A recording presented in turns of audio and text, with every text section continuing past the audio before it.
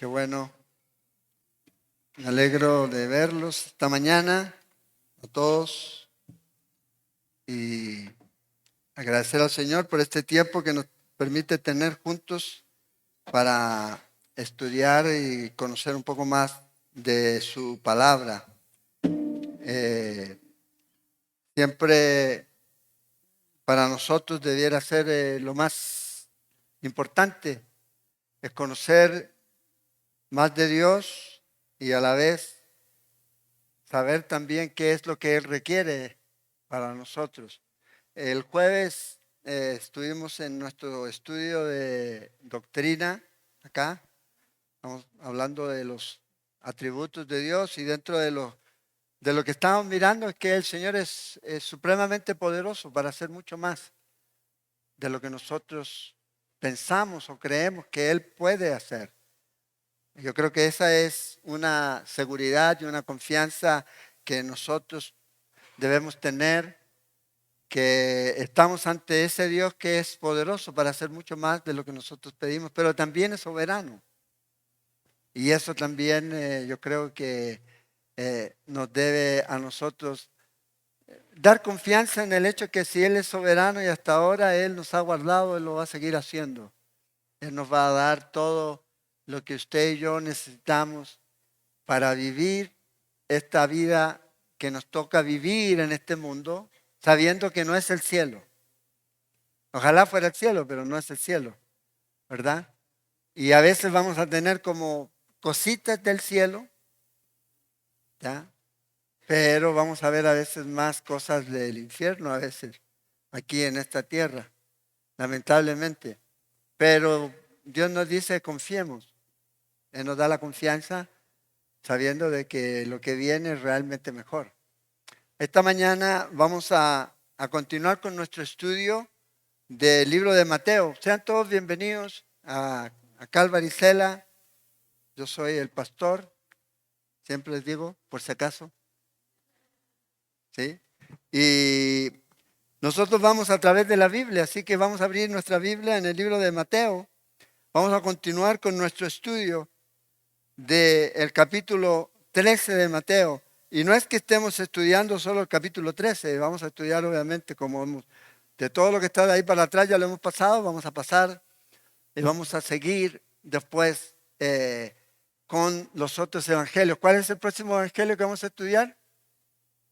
¿Alguien ha estado aquí? Yo lo he dicho. ¿Ah? Juan, para que ya lo empiecen a leer. Nos vamos a ir en el tiempo, porque Mateo es cercano al tiempo de Jesús. Juan escribe 60 años después de Jesús. Por eso hay una gran diferencia entre ese evangelio en algunos aspectos en relación a estos evangelios. Porque ya habían cosas que estaban conocidas. Dentro de ellas son las parábolas. Ya eran conocidas, estaban prácticamente en los 13 evangelios todas. Entonces ya circulaban y ya estaban en el conocimiento de los creyentes de ese tiempo.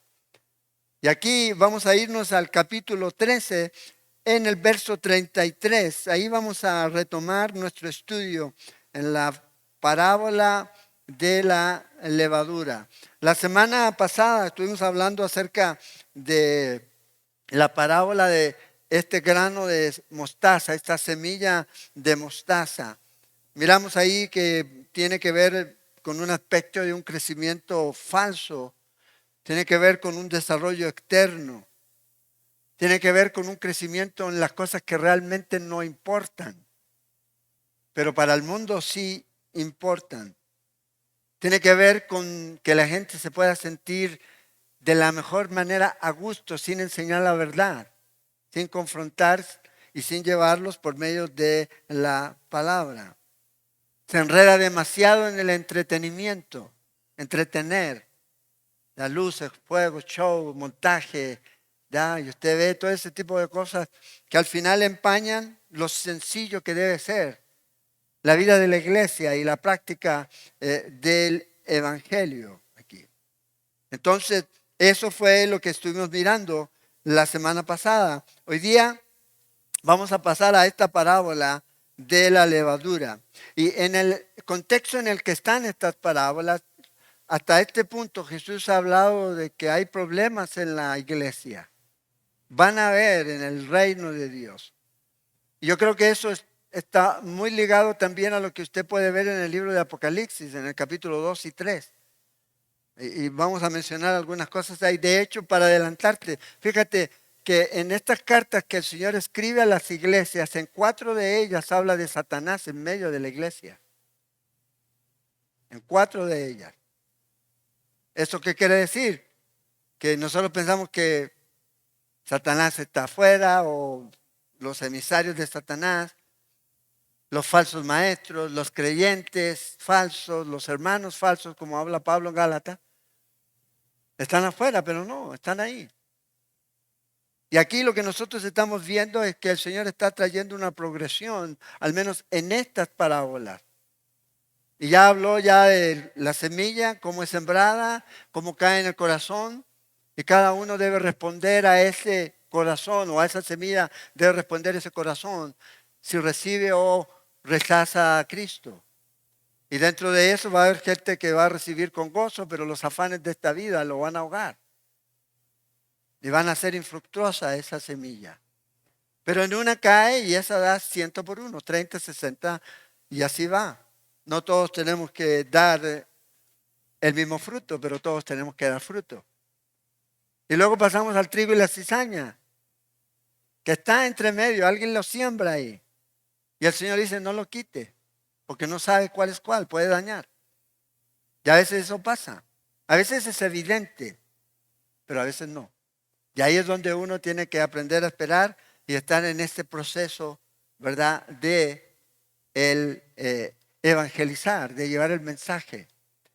Y luego hablamos ahí acerca de esta parábola de la semilla. Está dentro de eso. No hay un tiempo en el que el Señor dice 5 días después. No, el Señor hablando. Inmediatamente sigue hablando el Señor. Después que los discípulos le preguntan, Señor, explícanos la parábola del trigo y la cizaña que nosotros estudiamos. Y luego el Señor le dice, otra parábola les dijo. Otra vez, siguiendo la corriente, siguiendo el hilo conductor. Y ahora aquí otra vez nos dice lo mismo. Fíjense en el verso 33. Dice, otra parábola les dijo. En este contexto, aquí. Y como he dicho en otras ocasiones, mucha gente tiene diferentes interpretaciones. Pero vamos a ver qué es lo que nosotros podemos ver de acuerdo a, primero, la constancia de interpretación, lo que vemos en las Escrituras, pero prioritariamente lo que Jesús ya ha enseñado. Si hay algo que nos sirve para poder llevar o llegar a una buena interpretación de las parábolas. Y yo creo que esto va muy acompañado. Y desde el trabajo usted en su casa, cuando llegue, lean las cartas que el Señor le escribe a la iglesia, a las iglesias en Apocalipsis. Para muchos representan un tipo de iglesia, representan un tipo de cristiano, representan un periodo de la historia de la iglesia. Y usted puede ver que van a haber 7 tipos de personas, o a lo mejor 7 tipos de iglesias que pueden encajar en esas. Y aquí nosotros vamos a ver que va a haber un tiempo en donde el reino de los cielos es semejante a qué cosa. Fíjense lo que dice aquí en el verso 33. Esta parábola está en Lucas 13. Si la quieren leer después. En Marcos no aparece, pero sí aparece en Lucas.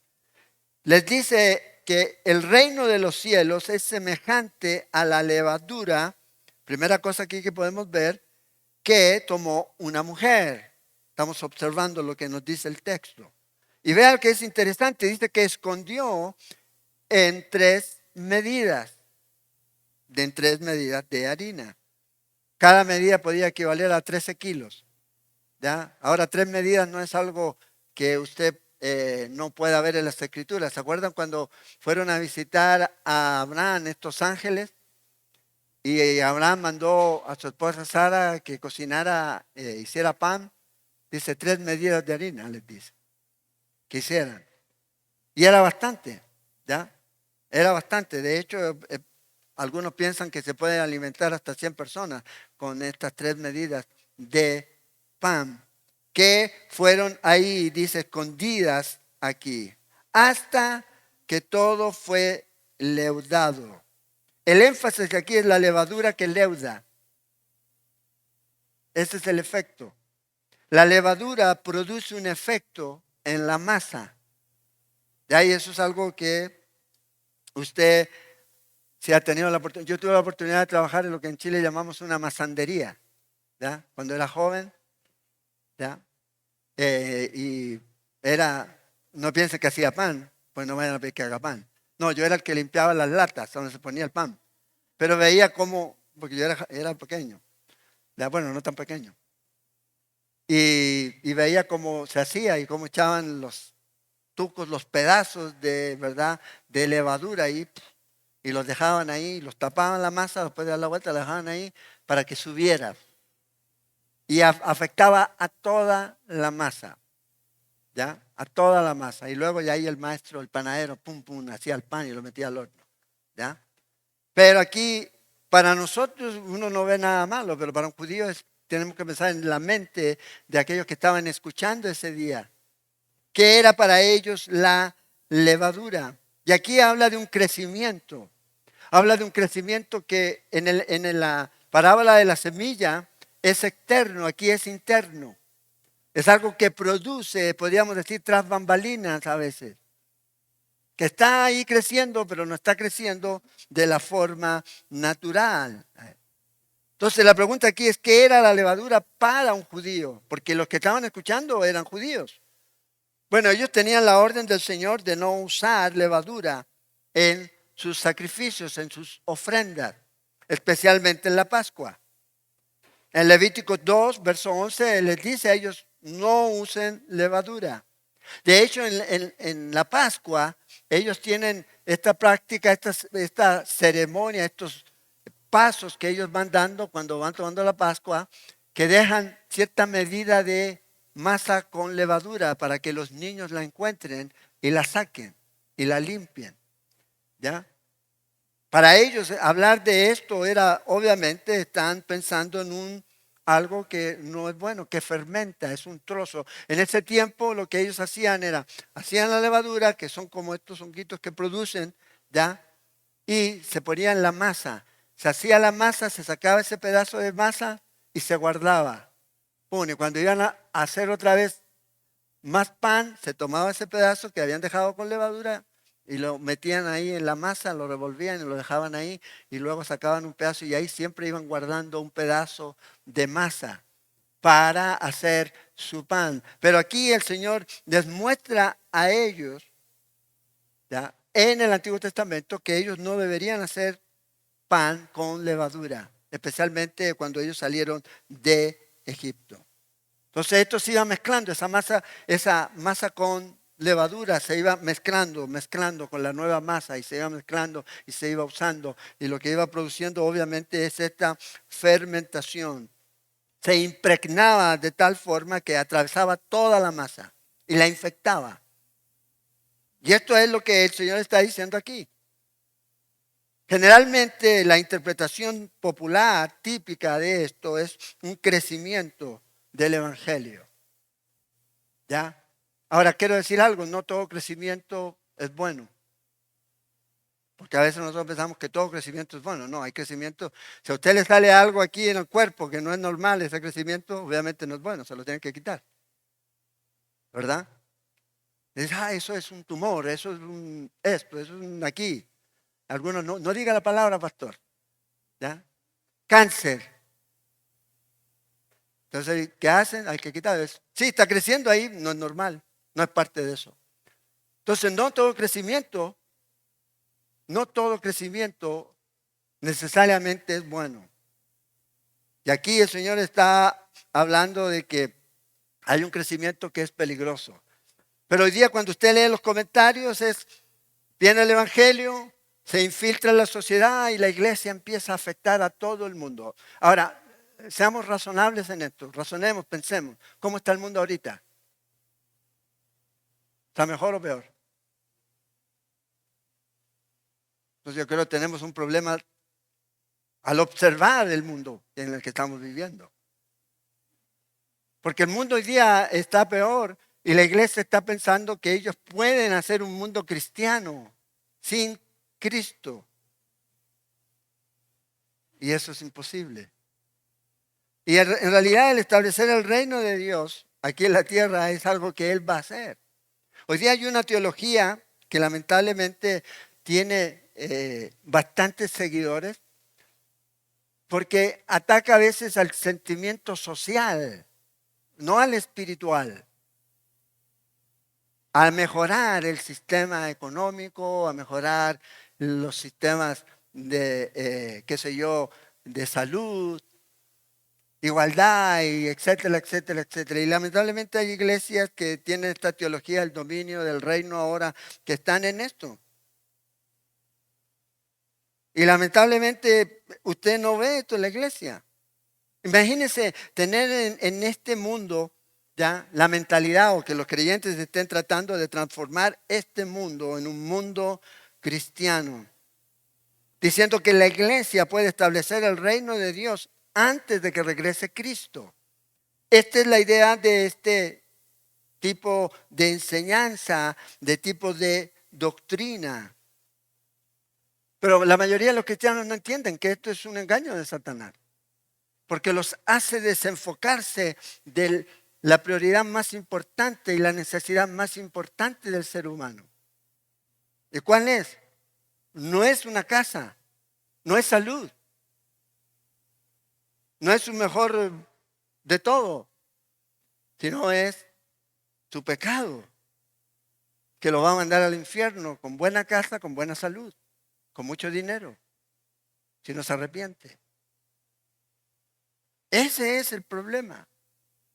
Pero con esta idea aquí de establecer este reino aquí en la tierra, plantar iglesias, equipar líderes, ayudar a los pobres, cuidar a los enfermos, educar a la próxima generación, se desenfocaron. Y ese es un plan. Y yo se los mencioné la semana pasada, no lo voy a mencionar hoy día para que no salga en el video. Para que no me... Y dejen de llamarme, pero no voy a cambiar de opinión. No está bien. No es bíblico. Imagínese usted cómo alguien no cristiano va a traer el reino de Dios a este mundo. Cómo la iglesia trabajando con los no cristianos van a traer este reino de Dios a este mundo. No puede. Porque ¿qué comunión tiene la luz con las tinieblas? Entonces, hoy día, usted puede ver lamentablemente en iglesias y todo eso que pregonan con este asunto. Pero déjenme decirles algo, en la Biblia, en ninguna parte de las Escrituras hay una enseñanza que nos diga a nosotros que va a haber un reino sin lágrimas, sin dolor, sin pobreza, sin sufrimientos, hasta que Cristo venga. La Escritura no enseña eso. En el mundo tendréis aflicciones. A los pobres siempre los tendréis. Es lo que dice la Escritura. ¿Y cómo podemos luchar contra eso? No podemos. Ahora, no estoy diciendo que dejemos ya y que los pobres se las arreglen como puedan. No, ayudamos, pero acuérdense nuestro enfoque. Nuestro enfoque. Porque yo le puedo dar un plato de comida a alguien hoy, pero ¿y mañana? Pero les puedo dar a Cristo, que se lo pueden llevar todo el tiempo y lo pueden tener y pueden tener vida eterna. No estoy diciendo que no se haga lo otro. Es como cuando el Señor, vamos a llegar a ese punto en Mateo 23, el Señor les va a decir a los discípulos, hagan esto sin dejar de hacer aquello.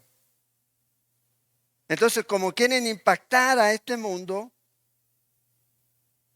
lamentablemente se olvidan de que tienen que continuar enseñando.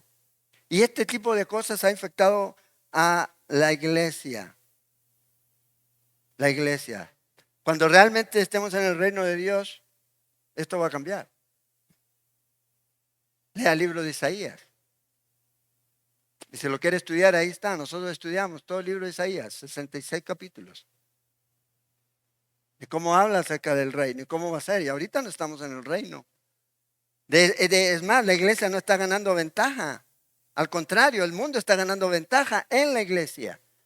Porque la iglesia se está pareciendo más al mundo que a la iglesia. Ahora, no estoy diciendo que la iglesia no está creciendo, sí está creciendo. Pero no de la manera en que esta gente a veces está planteando. Y la verdad es que esto es el inicio, sí, vamos en este proceso, sí. ¿Cuándo va a terminar esto? Cuando Dios establezca su reino aquí en la tierra. Y sí empezó pequeño, sí empezó pequeñísimo, sí, claro. ¿Dónde nació Jesús? En Belén, en un lugar ahí que nadie conocía.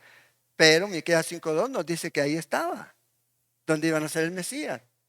Y luego Jesús tomó a estos 12 hombres, luego Jesús tomó a estos 120, luego esta iglesia comenzó a crecer, pasaron de 3 a 5,000. ¿Se imagina usted? De pasar a ser 120, 3,000, sin contar los niños y las mujeres, y luego de pasar de 3,000 a 5,000, sin contar los niños y las mujeres. Una mega iglesia así, ¡pum! Se dice que la iglesia en Jerusalén podía ser fácilmente sobre 20,000 personas. Solo ahí, solo ahí. Y sí vemos este crecimiento aquí. Luego de eso la iglesia se expandió a pesar de que ellos no querían salir de Jerusalén. El Señor envía persecución y ellos tienen que salir en el libro de Hechos, en el capítulo 8. ¿Y quién era el que llevaba la voz cantante en esta persecución? ¿Se acuerdan? Correcto, Pablo, también conocido como Saulo. Dice que amenazaba y perseguía a la iglesia. Y esto iba a seguir y la iglesia se extendió y siguió y siguió y siguió. Y va a seguir, porque la iglesia del Señor es de Él y las puertas del infierno no prevalecerán contra ella. Por más que la traten de destruir, de cambiar, no va a cambiar. Ni va a ser destruida porque Cristo la sostiene. Hasta que Él venga y establezca el reino aquí. Y Él va a gobernar y reinará sobre la tierra. Y vamos a ver justicia como nunca antes hemos visto aquí. Entonces hay cierta verdad en esto, sí, que crece. Pero la levadura que se usa aquí, como dije, es un símbolo de mal. En las escrituras aquí. Una fermentación, una descomposición. Estos hongos microscópicos lo que van haciendo es eso. Y se van metiendo por todas las partes de la masa y la van descomponiendo. Pero no, ¿producen qué? Volumen. Crece. Que hoy día ese es el objetivo. Crecer. Mucha gente, mucha gente, mucha gente. Números. Y usted escucha y ve, a veces tuvimos 5,000 personas conectadas. 4,000 en el templo. 5,000 números. Números. Ahora, lamentablemente a veces es un juego muy peligroso en caer. Comenzar a contar cabezas. La bendición no se mide para el ministro. Y si alguien aquí que está enseñando, o está sirviendo o está plantando la iglesia, no se mide por la cantidad de gente que viene, sino por su fidelidad en obedecer a Dios. Usted es ahí y de enseñar la palabra. Y yo sé, a todos nos gusta enseñar en sillas ocupadas, pero a veces ocupamos demasiado en las sillas vacías y perdemos de vista y dejamos de lado, dejamos de ministrar y de enseñar a las sillas ocupadas, de amar y de cuidar. Debemos tener eso en cuenta, siempre. Algún día se van a llenar, si Dios así lo quiere. Cada día son menos. Cada día son menos. Entonces, cuidado con los números y los pastores que son especialistas en números, ¿ya? Elásticos, somos como. ¿Cómo? Acuérdense, Dios es el que hace crecer la iglesia. Entonces, esta levadura y en las escrituras se usa consistentemente como una representación de dos cosas, corrupción y pecado. Eso es lo que uno ve en las escrituras. En Éxodo, en el capítulo 12, el Señor les dice en el verso 15, en el verso 8 y en el verso 15, que ellos no debían hacer panes con levadura. Y se hagan panes sin levadura. No van a comer panes con levadura. Busquen cualquier lugar donde haya levadura y sáquenla de la casa, dice en Éxodo, en el capítulo 12, aquí. Y cualquiera que tenga levadura en el hogar, el capítulo 12 de Éxodo dice que debe ser cortado del pueblo. Entonces, el Señor está mostrando aquí algo.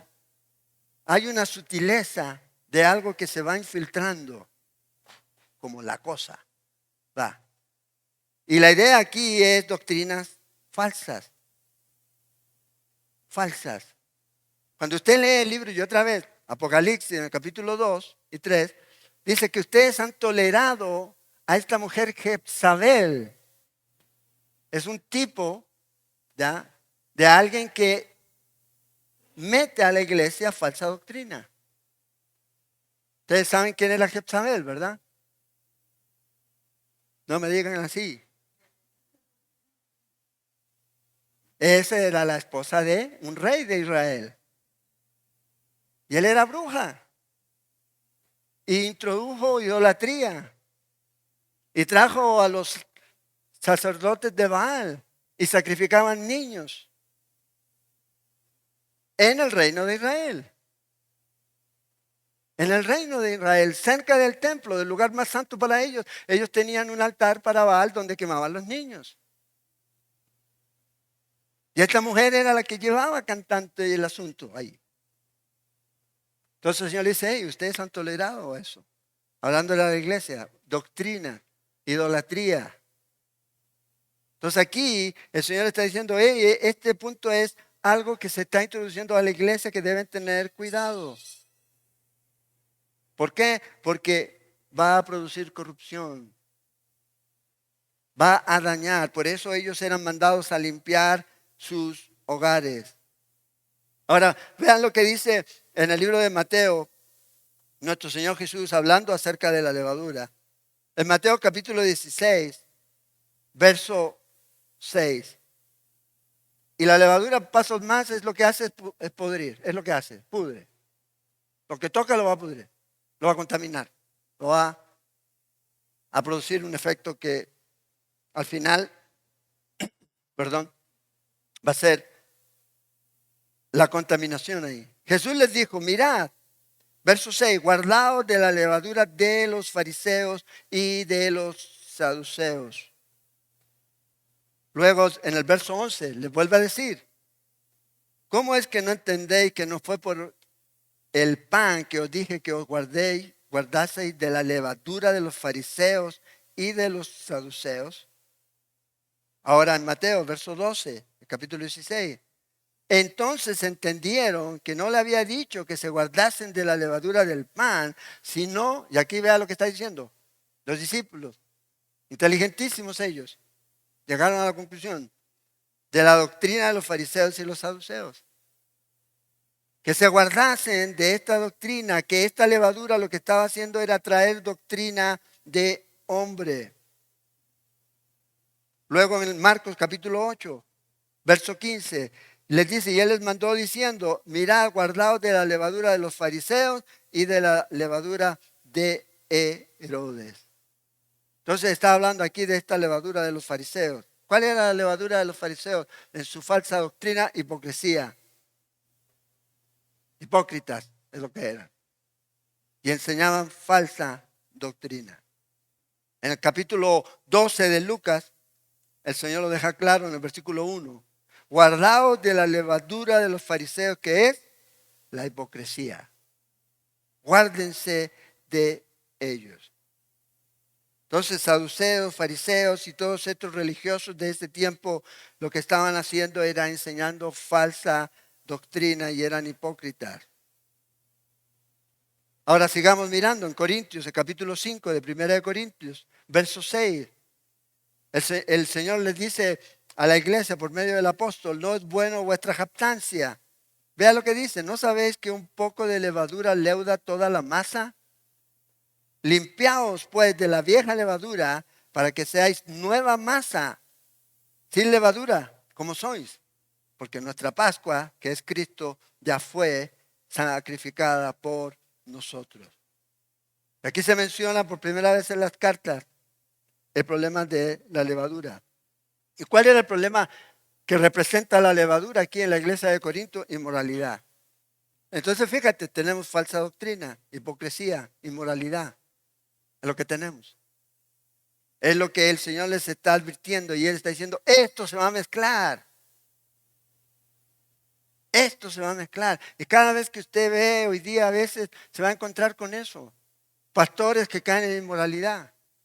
Pastores que están enseñando falsa doctrina. Lamentable. Pastores que viven vidas hipócritas. Lamentablemente es algo que debemos tener mucho, mucho cuidado. Y no preguntarnos, Señor, ¿seré yo? Sino, Señor, ayúdame a no ser yo. Guárdame.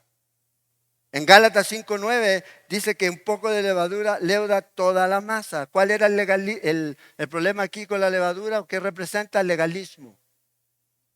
Tenemos inmoralidad, legalismo, hipocresía, falsa doctrina. Ahora, ¿dónde está esto? ¿En el mundo? No, en la iglesia. En la iglesia. Ahí se supone que eso no debiera existir, pero por eso está advirtiendo. Esto es algo que no debe estar ahí, en la iglesia. Vea lo que dice el apóstol Pablo en Hechos, el capítulo 20, hablando acerca del peligro que en la iglesia va a tener, no solamente en el tiempo de Pablo, cuando salga de la zona ahí de Éfeso, sino en lo que va a venir en el futuro.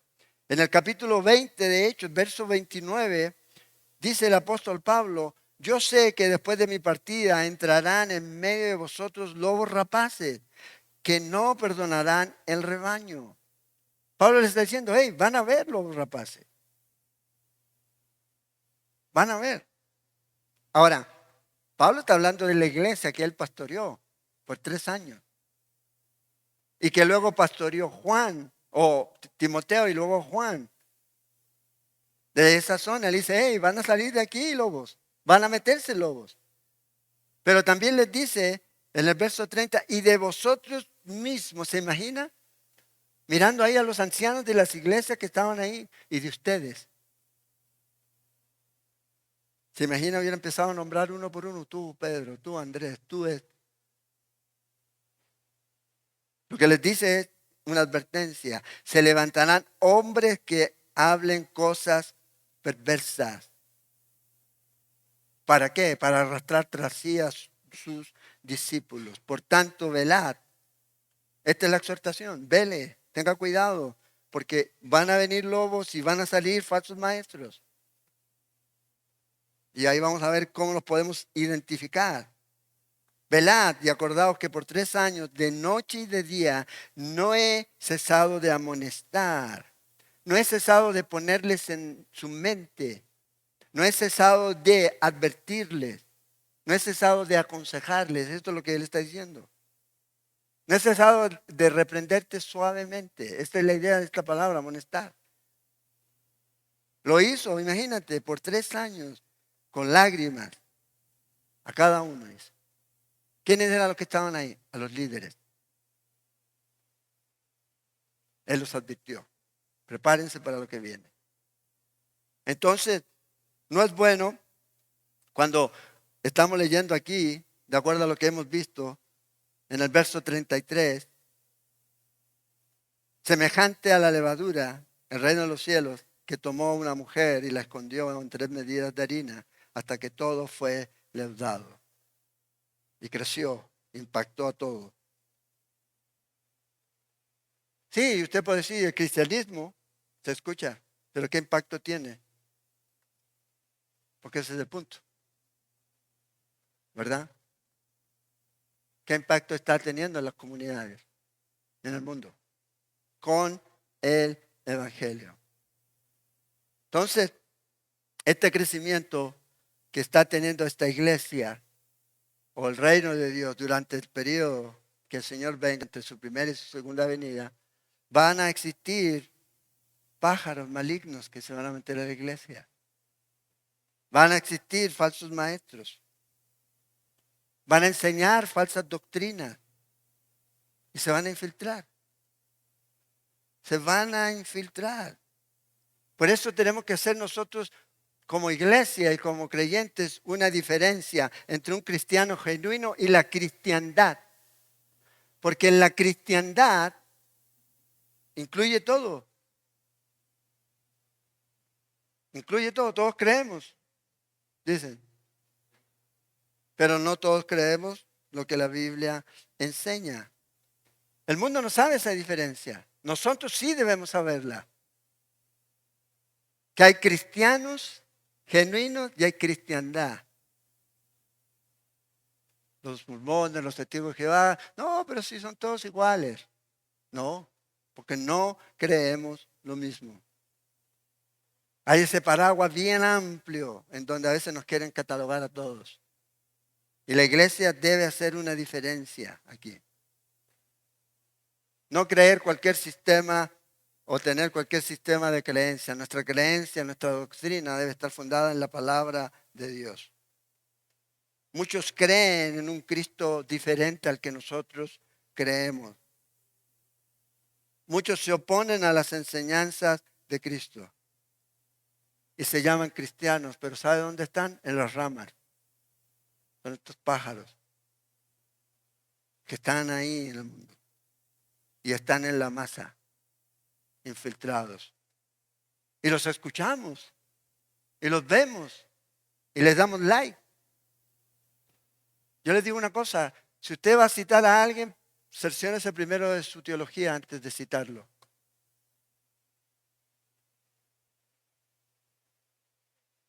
Yo creo que es importante.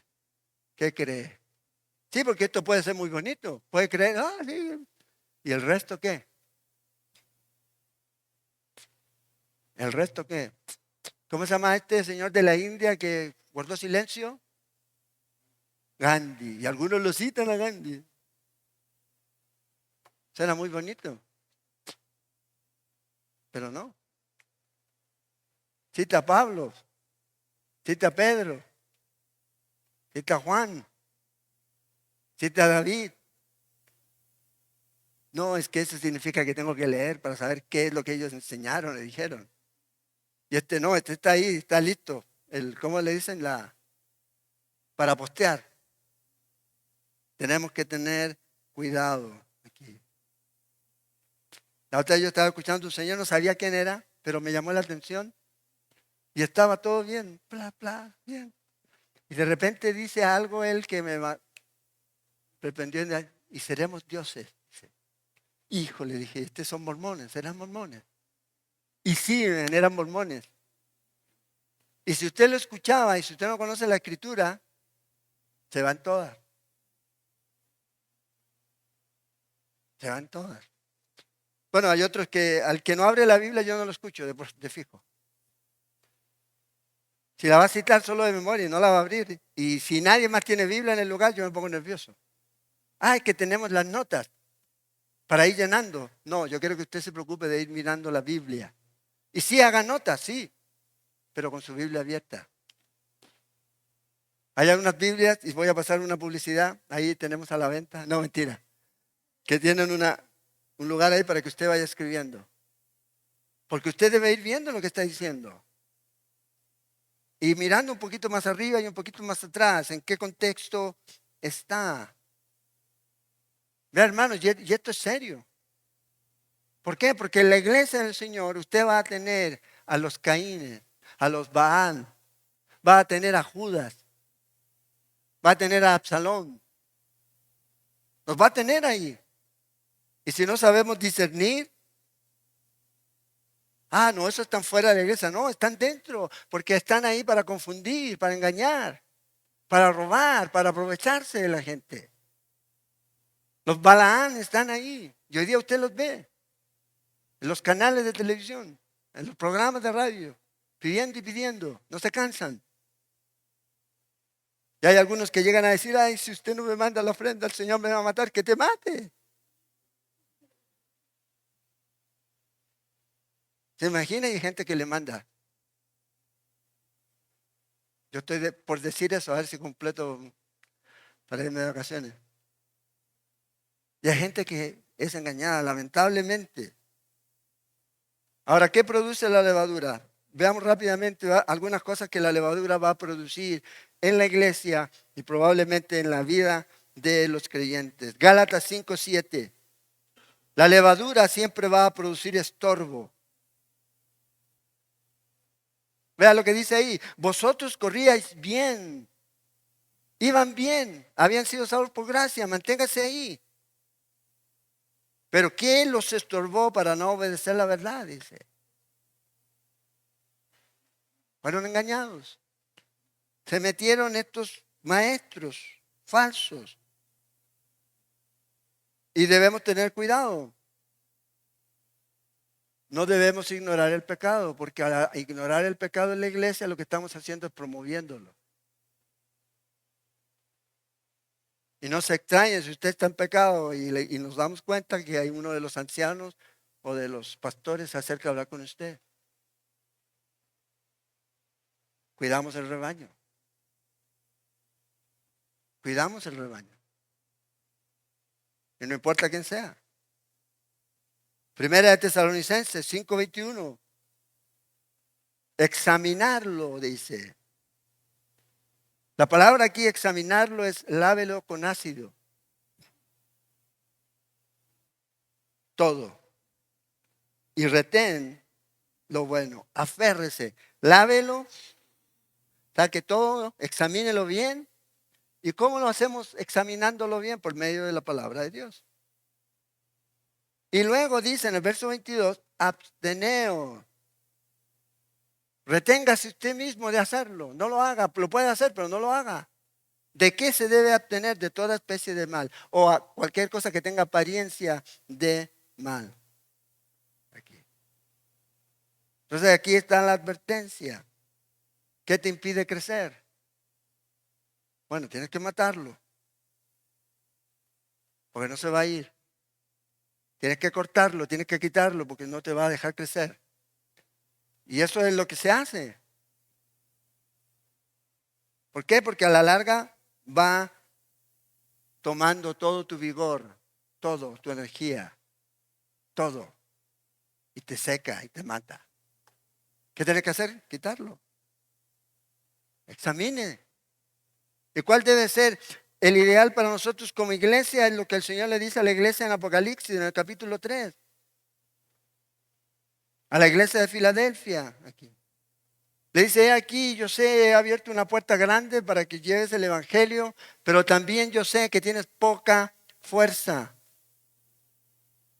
Pero hay algo que sí tienes. Has guardado mi palabra. Eso es lo que debemos guardar. Por eso cuando alguien llega a una iglesia en donde la Biblia no es prioridad, entonces no le voy a decir que no es la iglesia, pero póngase nervioso. Donde es 5 horas de alabanza y un versículo bíblico. Ahí salió transpirado, no inspirado, le digo de fijo. Y a bañarse. Debemos tener cuidado. Hemos guardado la palabra de su paciencia. Si es así, Él nos va a guardar a nosotros también. Él va a ser fiel. Entonces, ¿qué es lo que tenemos que estar esperando? ¿Qué es lo que la iglesia debe estar esperando ahorita? ¿Qué es lo que debemos estar mirando? Aquí es a Cristo, que venga. Pero mientras Cristo viene, ¿qué es lo que usted va a ver? Bueno, apostasía.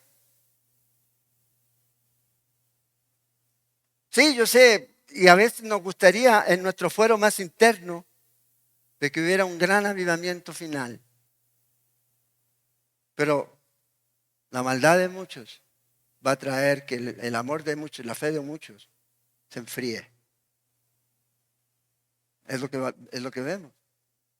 Y sí, usted ve a veces la televisión en las universidades cristianas y todo eso. Sí, pero ¿sabes qué? El avivamiento no se vive en un templo, el avivamiento se vive afuera. Vidas avivadas y transformadas se viven afuera. Aquí somos todos vivos, avivados. Pero ¿y eso qué? Si afuera no me sirve. El verdadero avivamiento empieza aquí y usted lo va a poder ver reflejado afuera. Es lo que el Señor le dijo a los discípulos.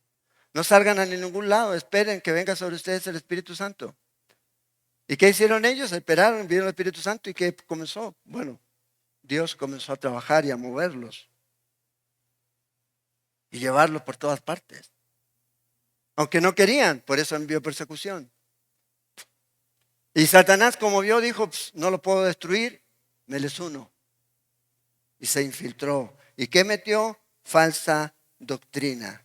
Primera Timoteo 4:1 dice, el Espíritu dice claramente que en los postreros tiempos algunos van a apostatar de la fe. Van a ser apóstatas. Van a dar el paso al lado. Ahora no pueden dar un paso al lado si nunca han estado ahí. Y debemos entender eso. Si yo no estoy en la fe, no puedo apostatar de la fe. Tengo que estar en la fe para apostatar de la fe. Y esto es la advertencia de Pablo. Cuidado, que hay algunos que van a escuchar a espíritus engañadores. Tuve un sueño. O me habló. No estoy diciendo que no ocurra.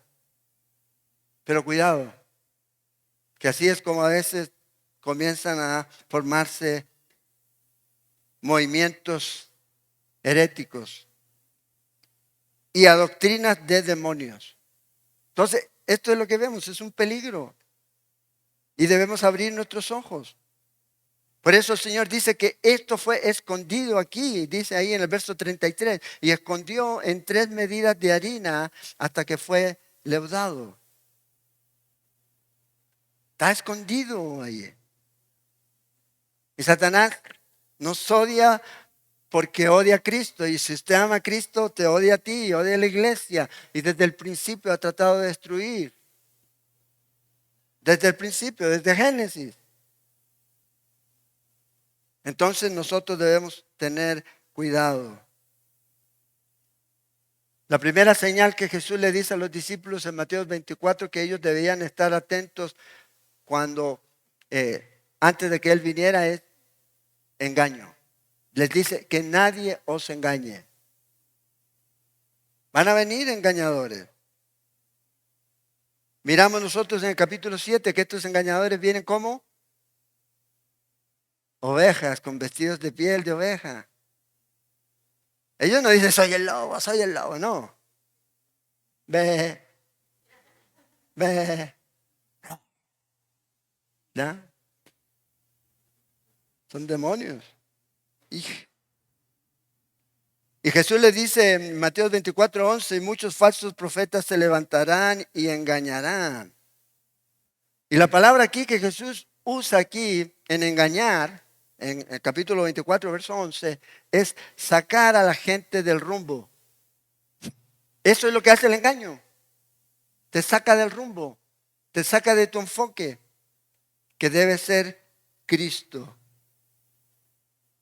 Y Pedro nos dice a nosotros, y Pedro en este punto es como claro en esto, dice. En el capítulo 2 de segunda de Pedro, habrá entre vosotros falsos maestros. En el capítulo 2, Pedro le dice a la iglesia, así como hubo falsos profetas en el pueblo, van a haber falsos maestros que van a introducir herejías destructoras. ¿Cómo usted discierne una herejía? Bueno, por la escritura.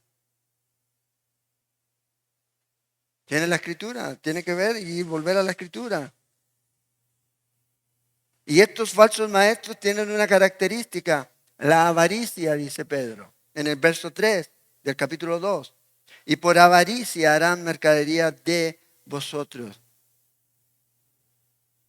Y aquí yo les digo, debemos tener cuidado en este mundo eclesiástico, en este mundo de la iglesia, donde el énfasis constante es el dinero.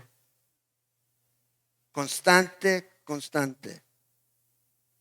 Y yo no estoy diciendo que recibir la ofrenda y eso, pero el punto es cuando ese es el énfasis. Dinero, dinero.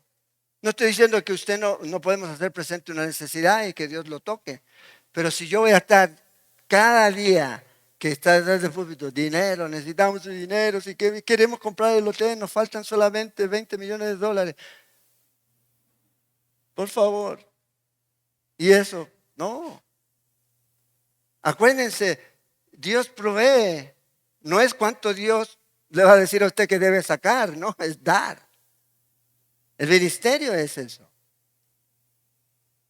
Y lamentablemente hoy día hay mucha gente que está en este énfasis. Hacen estos famosos pactos, pactan. ¿De dónde sacan eso, digo yo? Es que la Biblia dice, bueno, si hace un pacto, cúmplalo. Y si no lo cumple, entonces espere que le caiga un rayo, porque estamos en el tiempo de la gracia. Nadie debe dar lo que no tiene. Es lo que dice la Biblia. Dé de acuerdo a como propuso en su corazón. Si no tiene, hermano, no importa, la tarjeta. Tenemos, ¿cómo se llama el asunto? Aquí lo tenemos. Pum. Pega un tarjetazo. Por fe. No. Es como Dios provee, no tanto como podemos extraer de la gente. Hay tres cosas que usted debe mirar. Y con esto ya vamos a terminar para tomar la comunión. Primero, doctrina bíblica. ¿Qué está enseñando el hombre que está detrás del púlpito? Segundo, su conducta. ¿Cómo vive su vida? Sus obras. Sus obras aquí. Debemos usar bien la palabra de verdad y no caernos en vanas palabrerías y profanas, que lo único que hacen es llevar a la gente más y más a la impiedad. Falsos hermanos hay en la iglesia, sí. Gálatas 2:4 nos dice que hay falsos hermanos que están introduciendo a escondidas. ¿Para qué? Para espiar tu libertad. Entonces, ¿cómo nosotros podemos detectar a un falso hermano? Bueno, veamos qué dice la Biblia. ¿Ya? Primero, un falso hermano es este que no va a soportar la prueba.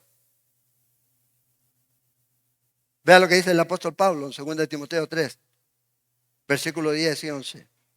Pero tú has seguido mi doctrina, conducta, propósito, fe, longanimidad, amor, paciencia, persecuciones y padecimientos, dice.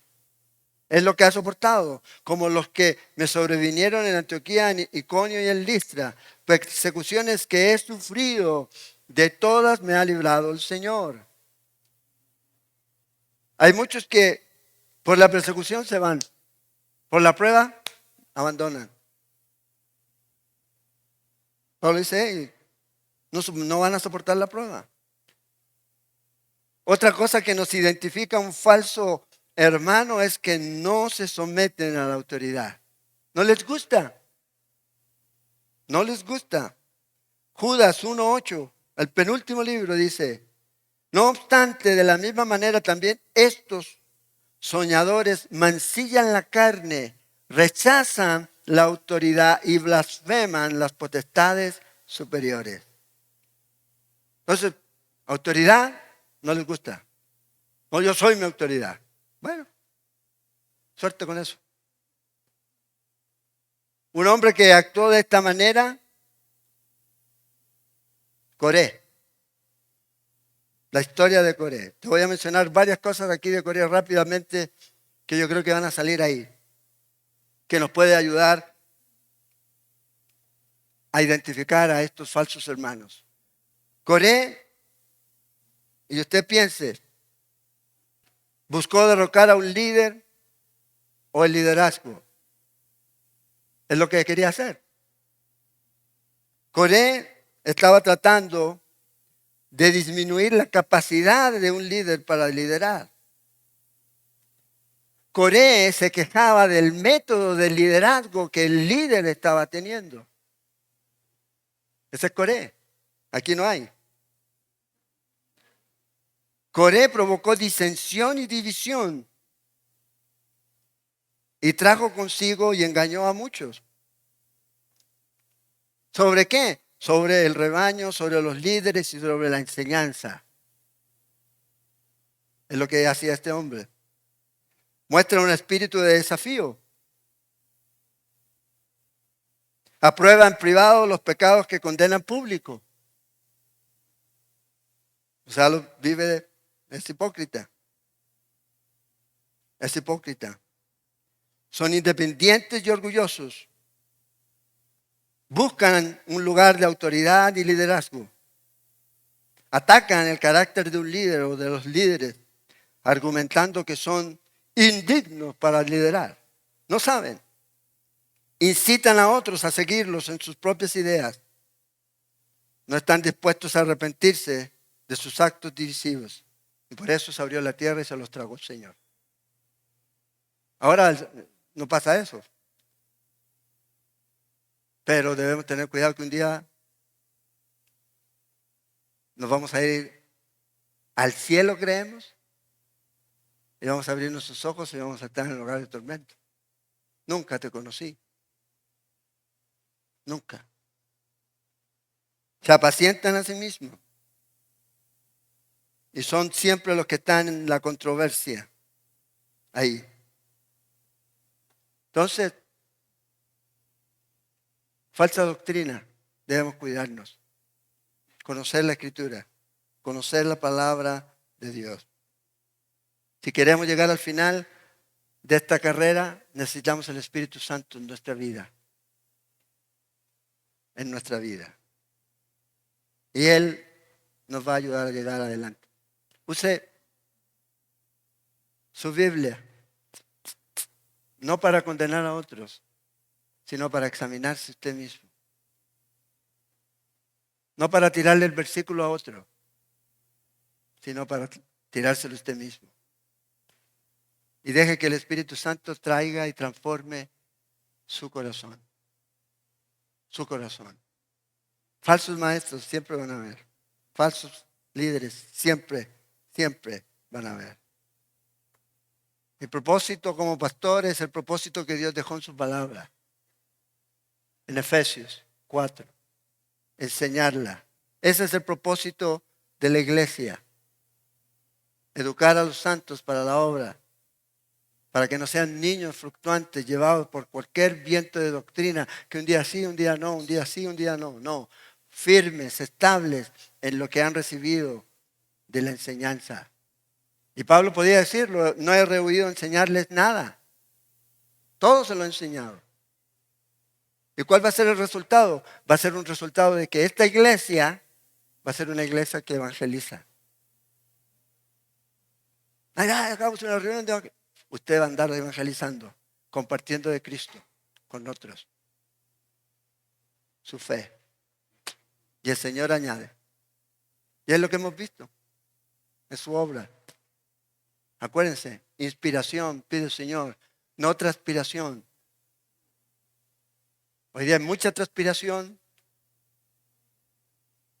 mucha ala y poca inspiración.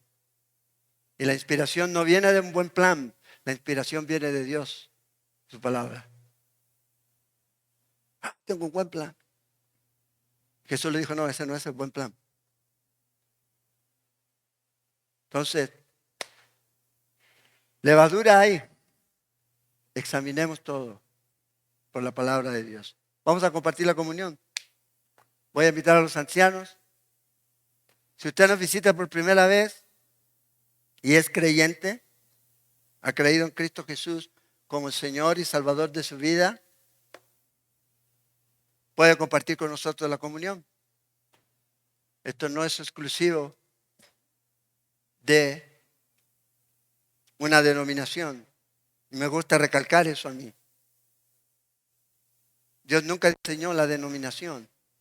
La denominación es el resultado de la carne del hombre. Por no querer rendirse o no querer dar su brazo a torcer en opiniones. Eso yo hago la mía. Aquí todo el que quiera venir y ser parte del cuerpo de Cristo es libre de venir. Nadie está obligado a venir. Nadie. Y lo que hacemos es enseñar la Biblia. Eso. Y dejamos que el Espíritu Santo cambie y transforme su vida. No nosotros, es Él. Es el poder del Espíritu Santo. Vidas transformadas, no por el pastor, ni por la elocuencia del pastor, sino por el poder de la palabra de Dios y el Espíritu Santo de Dios, que trae convicción a su corazón. Entonces compartimos la comunión y le agradecemos al Señor por lo que Él ha hecho. Nos ha dado vida eterna. Nos ha perdonado y nos ha dado una promesa, que un día vamos a estar con Él en los cielos. Y me vuelvo medio pentecostal. ¿Cuántos quieren estar con el Señor en el cielo? Nada se lo impide. Solo su pecado, si no se arrepiente. Si se arrepiente, Dios lo perdona. Entonces vamos a cerrar nuestros ojos. Van a pasar los ancianos, vamos a adorar al Señor. Tome una copa, un pan, un pedacito de pan, y una vez que todos tengan, vamos a compartir juntos el pan.